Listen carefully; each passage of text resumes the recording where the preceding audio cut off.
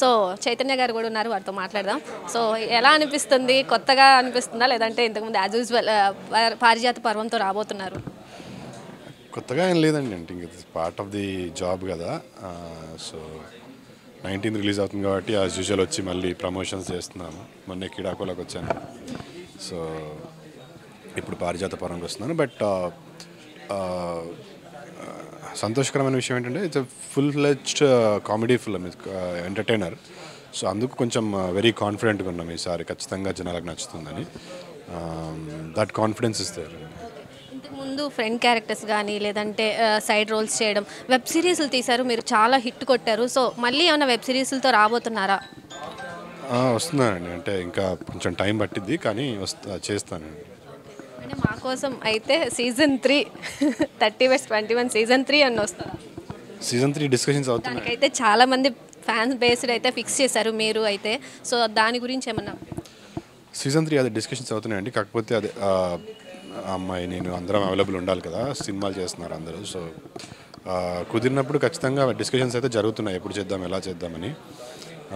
ఓటీటీకి చేయడమా లేకపోతే మళ్ళీ చాయ్ బిస్కెట్కి చేయడమా అని ఆ డిస్కషన్స్ అవుతున్నాయి. ఖచ్చితంగా సీజన్ 3 అయితే ఉంటుందండి.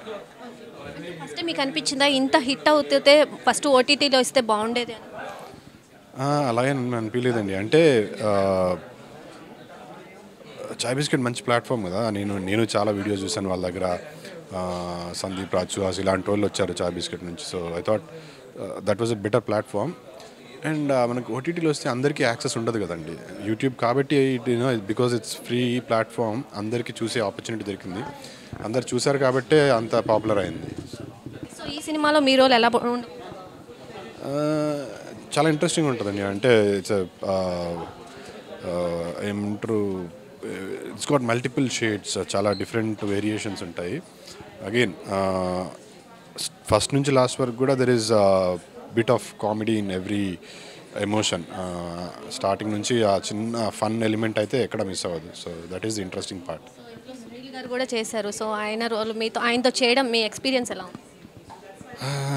సునీల్ అన్న is gem of a person అండి. అంటే అసలు ఎక్కడ కూడా మనము అంటే ఒక స్టార్తో చేస్తున్న ఫీల్ అయితే ఇవ్వరు. Is very down to earth, చాలా కలిసిపోయి మాట్లాడతారు, తన ఎక్స్పీరియన్సెస్ చెప్తారు.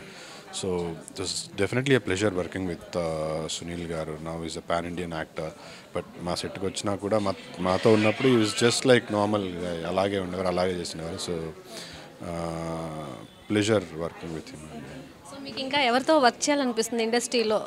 ఎవరైనా ఉంటారు కదా పర్టికులర్గా ఇన్స్పిరేషన్గా తీసుకున్న వాళ్ళు కానీ, లేదంటే నేను వీళ్ళతో చెయ్యాలి, వీళ్ళతో విలన్గా అయినా చేయాలి అనిపిస్తుంది?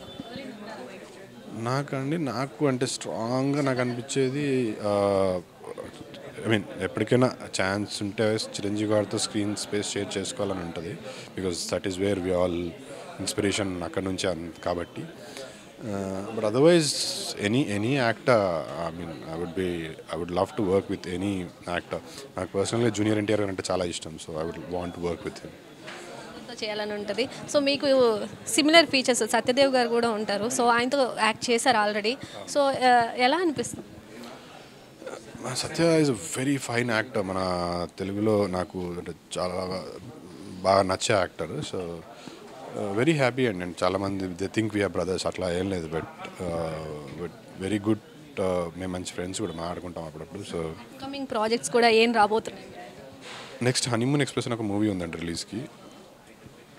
కొత్తగా చూడబోతున్నాం మిమ్మల్ని, ఇంకా ఈ రొటీన్గా ఇప్పుడు ఈ క్యారెక్టర్స్ ఇంకా భిన్నంగా యా ఇట్స్ రొమాంటిక్ కామెడీ, బాగుంటుందండి. Thank you, all the best. మీకైతే పారిజాత పర్వంతో మళ్ళీ హిట్ కొట్టాలని అనుకుంటున్నాం. Thank you so much.